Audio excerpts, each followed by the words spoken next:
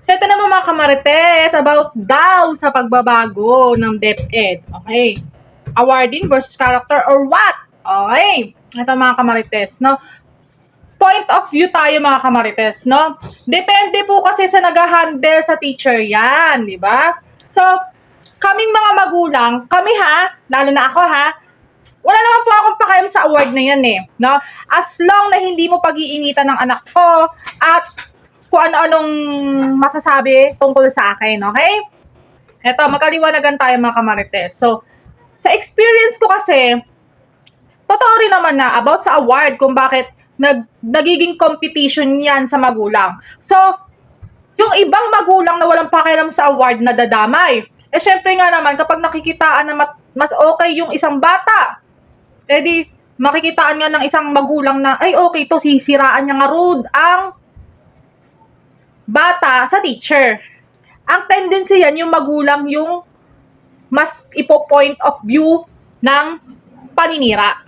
Eh, syempre, pag-iinitan na yung bata, no? So, ayun mga kamartes, for me, as may experience ko yan, na kahit baguhin nyo man yan sa DepEd, kung ang nagsisimula ng values education, pangit ang pag-uugali na tinuturo ng teacher, baliwala yung pagbabago na yan. Dapat nakafocus kayo sa teacher. Diba? Kasi ang mga bata walang muang yan eh. Dumedepende yan sa nakakasama nila sa classmate. Dumedepende rin yan kung papaano mo pagsabihan ng bata. Diba? Kaya point of view, values education is nasa teacher yan, wala po sa magulang. Kung nasa magulang man, sa bahay pa lang, sinasabihan na namin yan. Kaya nagtataka kami kung bakit pagdating sa school, iba na yung sinasabi ng teacher. So, doon din nagkakalinaw ang lahat na mali yung mga paratang ni teacher sa bata. Tapos, nadadamay din kaming mga nanay. No? Ayun pala, meron ng paninira at gumagawa ng ikasasama ng bata at ikasasama ng nanay sa ibang tao. Para dahil dun sa award na yan. So, kung tendency for me, para sa akin, no, tanggalin na lang yung award na yan. Alam nyo kung bakit? Dahil sa award na yan, dahil sa magulang eh. No? Kaming mga tahimik na tao, nadadamay kami sa mga ganyang paninira nila para yung anak nila pumaas, sila yung mabigyan ng award. No? For me, wala po kayo kami yung mga kaming nasaktan at kami yung nasiniraan. Ilan kami yun basta ilang kami nun. Wala po kami pakialam dyan. Ang mas pabor sa amin, makatapos lang ang anak namin sa pag-aaral. Kasi tendency, halatang halata sa grade na nilagapak ang grade ng bata. Halatang halata na pinag-iinitan nga naman ang bata at nanay. So, ang may problem po dapat dito is yung si teacher. No? Kasi magulang kami. Kaya alam namin sa bahay pa lang. Diba? Alam namin, kilala namin yung anak namin. So, pagdating sa school, bakit ganun na ang lumalabas? Diba? Point of view tayo, mga kamarites, no? You know your worth. Oo, sabihin natin teacher no? Teacher. Pero nasa kanila yung karangalan. Sila yung mababahira na hindi maganda kapag sila yung mismo magke-create ng kasinungalingan sa magulang. Kasi kaming magulang, alam namin yung katotohanan eh. Napapansin namin yan kahit medyo complicated ang mga pinaggagawa nyo sa school, sa ibang teacher kahit na medyo slightly na wala nakakaalam ang pagmimitingan, pero nalalaman din po namin yan. No? Yung the way na kung paano nyo i-handle yung estudyante nyo. Diba? Meron po kasing the way na supladitang teacher. Okay lang po yung supladitang teacher no? Yung supladitang tatari-tari kang ganyan. So, okay lang yun. Pero yung may teacher kasi na namimitik, pak. Tapos na mamalo, pak. Iba na yon. Yun yung tawagin na natin na bully.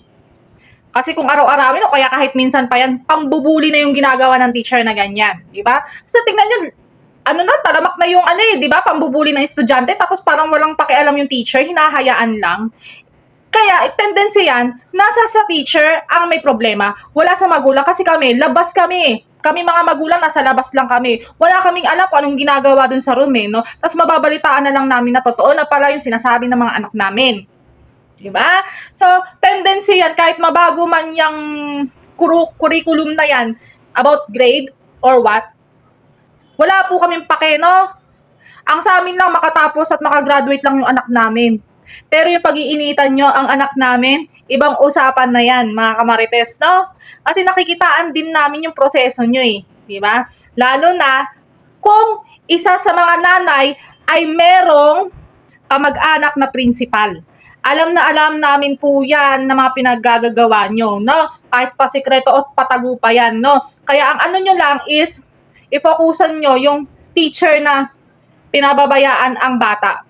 Pinapabayaan ang section niya, no? Tapos pinupush pa yung mali. Alam mo nang mali, ipupush pa, no? So, para saan pa yung award? Para pinapatunayan no sarili ng teacher na mali na nga siya, kukonsintihin niya pa yung sarili niya pagkakamali niya. Diba? So, dapat mas mag-focus tayo na papaano nyo i-handle ang bata. Papaano nyo i-upgrade para makapasa ang bata. Papaano nyo itutuwid. Diba? Kung kami nga, push na kami sa bahay, pero nasa sa school na po kasi yan, no? Nasa sa school. Lahat nasa sa school po yan. Kaya, depende yan, no? Kasi, ang katulad dito, mga kamarites, no? Meron po talaga may hinang bata na sakitin. Basta pinalo mo lang, pinitik mo ganyan, lalagnatin ka agad, no? May mga sakit na po yung mga ganyan. So, natitriggered po yung sakit nila na pag pinalo nyo, emotional yung bata, lalagnatin agad yan, mga ganyan. Mahahalata po yan ng magulang. No? Lalo, kaya nga mga kamarites is, maging aware din yung teacher kung sino papaluin, kung sino yung aanhin nila. Kasi, para sa akin, no? Yung mga tahimik na bata at saka mahinhin or what, yun yung pinag-iinitan ng teacher. Kasi buong akala nung teacher na yon is hindi palaban yung magulang. Pero hindi, mas palaban yung magulang dahil mali na yung ginagawa, di ba? Ginagawa ng teacher na, bakit mo pag-iinitan? Di ba? Kung sa anti-bully about student, dapat din po sana, nanggagaling din po sa teacher yun, anti-bully. It means dapat tinuturuan nyo yung estudyante yung tama, hindi yung tinotolerate nyo pa yung mali. Di ba? Kaya yung pagbabago niya, kahit magbago man ang gustong mangyari ng DepEd, pero kung ang teacher ganyan pa din, ay for sure makakahanap kayo ng katapat nyong magulang na mas matindi pa kung magreklamo, no?